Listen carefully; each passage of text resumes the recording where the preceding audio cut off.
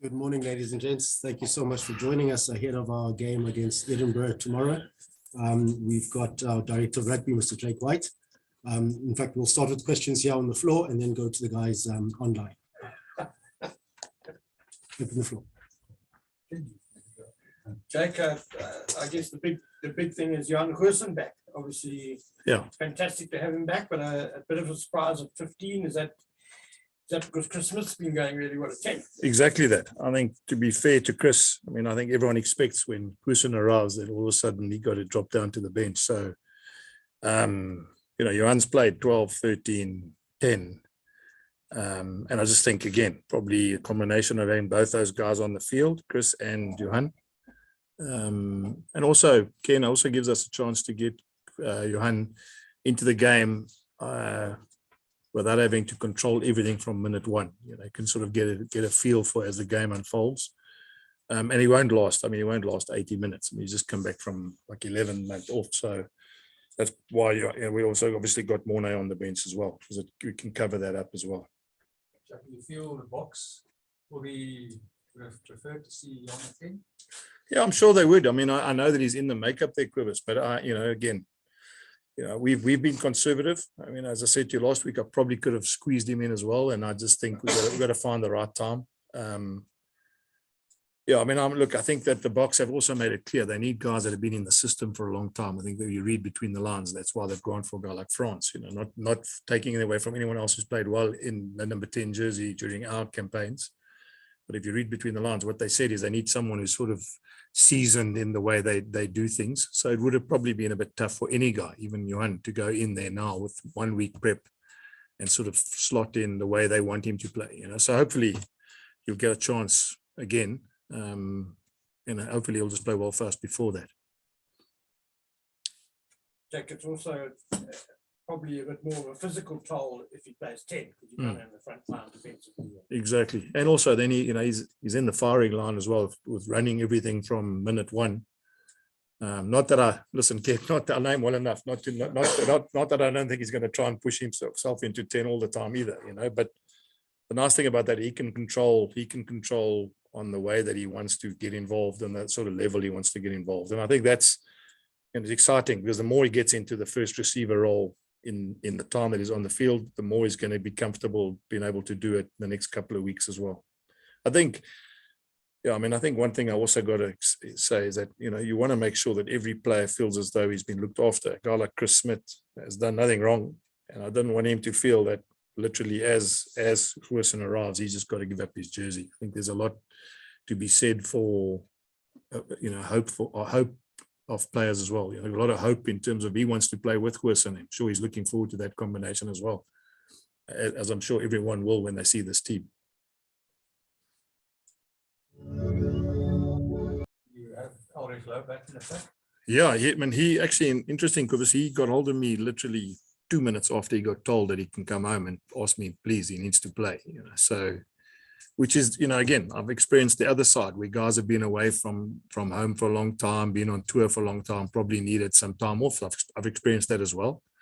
But I suppose he's young and he's looking forward to playing, and to have him back after he's had, great sort of hit out last week against Argentina. It was nice to know that he texts you literally 1 minute after his meeting with the national coach to say, listen, I want to come home and play. So I'm glad to see him back, and I'm looking forward to see how that combination works. Him, Marcel, and Ruan Vermaak as a line-out option at the back, gives us so many options. Just looking at the tight five, it's nice continuity. I know Bob is leading of the year. How important is it to have that continuity in the tight five? Well, especially for us. I mean, if you think about it, Gerard and Grobis and Mornay were relatively young last year this time. I say in terms of experience. Now they've got a couple of games under their belt. The combination seems to be quite well organized. I speak to Van Akreer, the forwards coach, the scrum coach. He tells me, they're growing as a combination, which is great. Remember, we got guys like, we've got Dylan Smith who can still play there, Jacques van Rooyen who still can play there. So the nice thing is that tight five will grow. And it gives us a sense of security knowing that the amount of games Ruan, Walt, and that front row have played together is, obviously something that they get to know each other better. Cohesion in sport is massive. So Walt is obviously not going to be around for the whole season, but then hopefully by then, that Ruan can move into the second row, and a guy like Carl Brink will be back from his injury. So that gives us also another option of trying another combination as a pack. Jake, you bracketed one to see there and Stedman Yeah. from the bench. What's that about? Well, you know what actually happened? I bracketed Sabu and Kosi as well, because I wasn't sure what was going to happen there. There's a lot of, he hasn't been picked, Sabu, for the Springboks. And the reason he hasn't been picked is because I'm not sure on one or two guys still. And to be fair, I don't think bringing Sabu back either tonight or tomorrow morning to play is probably the right thing. So we have to make a decision. Obviously we have made the decision. I think Stedman will be on the bench. Stedman played wing last week. If Goosen comes off, which he will, then David can go to fullback, and then we're probably not too disrupted with Cornell going into centre, and because that combination's played together as well. So it's a bit unfortunate for Wendy, but as I said, he can only go to fullback, which means then you've got to move him to fullback in Goosen's place, and if something else happens, you've got a problem. So he understands. Did well last week as a fullback, but that means I've got to put him at fullback because he didn't run this week in any other position except fullback.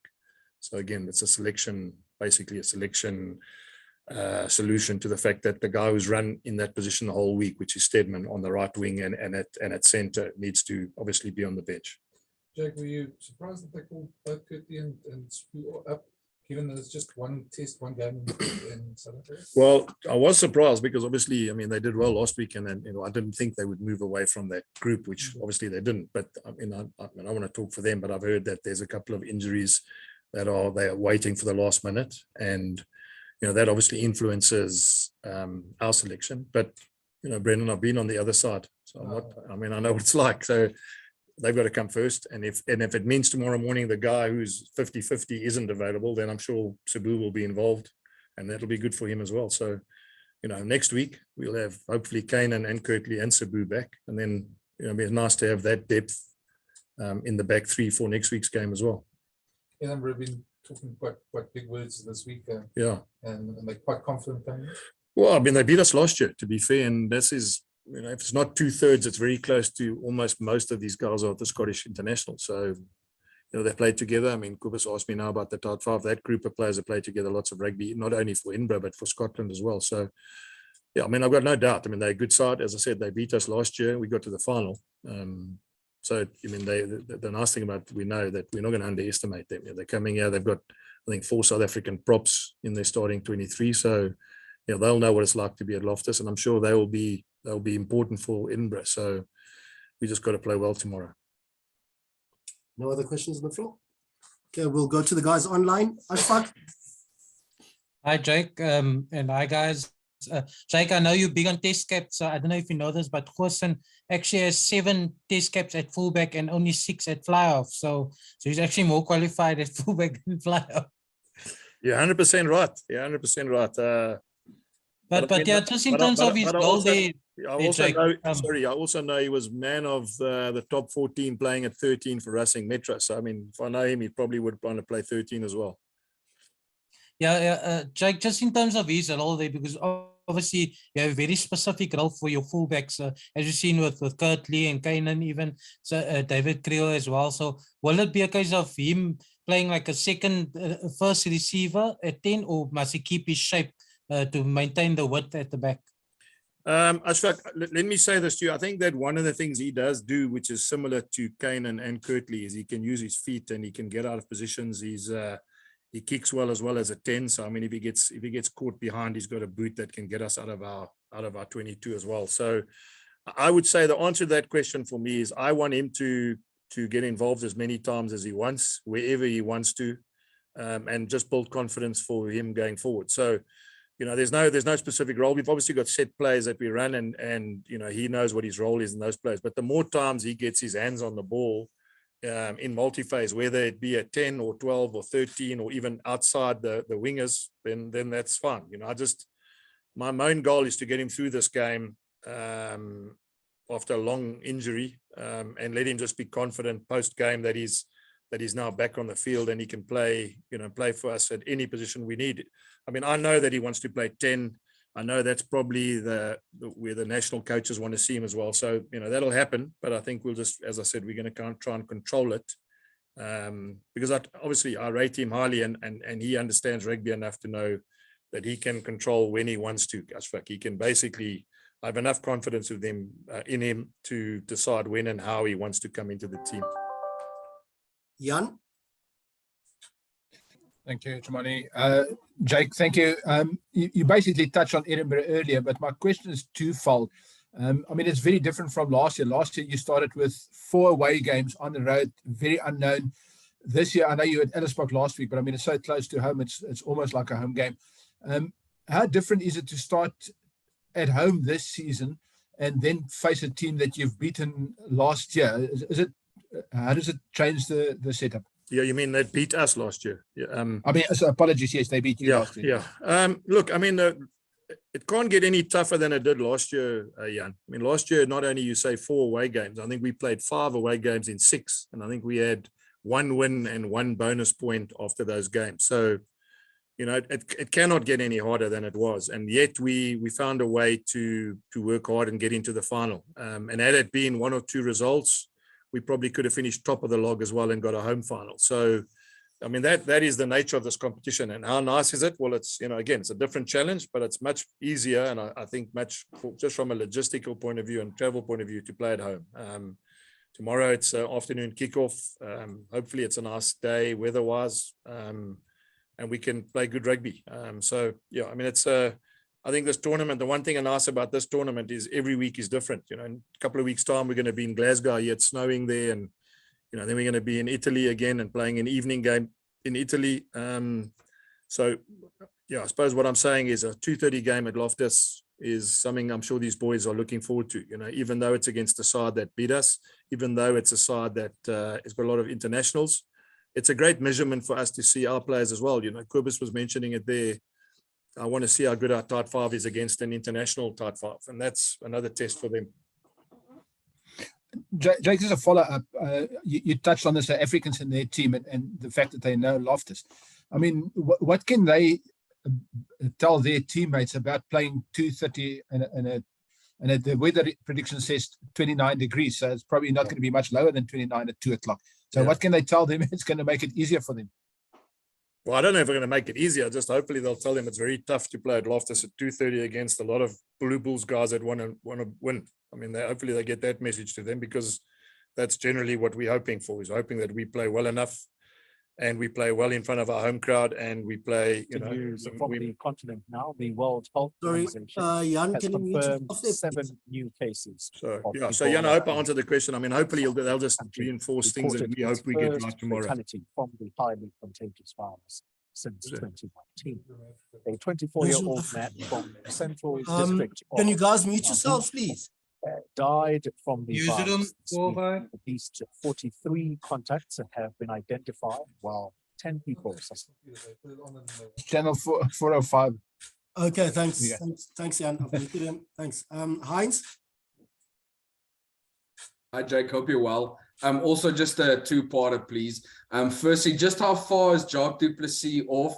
And to an extent, do you think, I know it sounds a bit crude, but do you think it actually helped his sort of like full-on recovery now, to have Volt, still in the system, almost allowing you guys to like make sure his body is 100% for the rest of the campaign when he's ready? Yeah, Heinz, that's logical. That's exactly why I'm not pushing him at all. The longer it takes, the better. We don't play rugby in November. So, if he doesn't play in October, we got a tour now. If he doesn't get involved in that, then I'm basically going to have him from the time that Walt leaves. I basically should have him 100% ready. So he's a bit like Quisson. I'm saying that we can, later is better than sooner for us because of the fact that we've got, but that can change. You get an injury or two and you need the guy to come back, then you need to rearrange the way you see things. So, at this point in time, Heinz, with Ruan Vermaak that can play lock and Janku that can obviously play lock, we don't really need, and I don't say that, but we don't really need to rush Jacques back. So at this point in time, we're going to make sure the medical staff and the conditioning staff work on him so that we get a very, very sort of fresh and energetic Jacques du Plessis for when we need him at the sort of round 8, 9 of the competition. JJ and then Ashfaq. Hi Jake, ek wil net by hoor, was daar enige denke gewees om vir Marco, Elrich en Marcel dalk saam te begin die week? En as dit was, wat was die rede hoekom jy vir Marco op die bank vir het hierdie week? Ja, ek wil graag sien hoe lyk daai back, hoe kan ek sê, daai los forward kombinasie ook, maar jy weet, ek dink die feit dat ons bietjie lengte nodig het agter die lyn staan is Roan Vermaak daar. Hy het redelik goed gedoen verlede week in sy eerste game op 7. Ja, en die ander ding is ons het net van Marcel Coetzee vir 'n kort tydjie, dan gaan hy ook bietjie op 'n sabbatical Japan toe en dan gaan ek moet Marco speel in daai 7 of daai 6 posisie. So ek wil nie 'n risiko vat en dan verloor ek, jy weet, Marco as hy beseer raak en Marcel gaan oorsee. Dit is bietjie selfe denke van Walt en Jacques du Plessis op hierdie stadium. Jy weet, jy kan mos daai 3 saam speel, maar ek dink die risiko is te groot om, jy weet, vir wat ons nodig het in Desember en Januarie volgende jaar. Ashfaq, and then we'll finish off with Heinz. Jake, you said after the game last week, and your assistant coach Russell said that it wasn't the perfect performance last week, probably because you didn't have a warm-up game or so. So what would you like to see improve this weekend? And also, what makes Edinburgh such a tough team? They had a 44-point victory last week. Well, I think the fact they got a lot of experience and they've played international rugby. I mean, you can see when you bring a guy back like Elrich back from a tour, you can just see the energy he has. And, obviously they get confidence by being in and around the top players, in and around the top competitions. So those Scottish players, Edinburgh players who played for Scotland, obviously played in World Cup. Some of them play 6 Nations every year. I mean, that's the kind of tests that they play in, so it's a challenge for us because of the fact that they've got so much experience. And I'm just, I think it's a cliche, but I just want us to improve every game. I mean, we weren't great last week, and I'm talking about it in every aspect of the game, but we got the job done.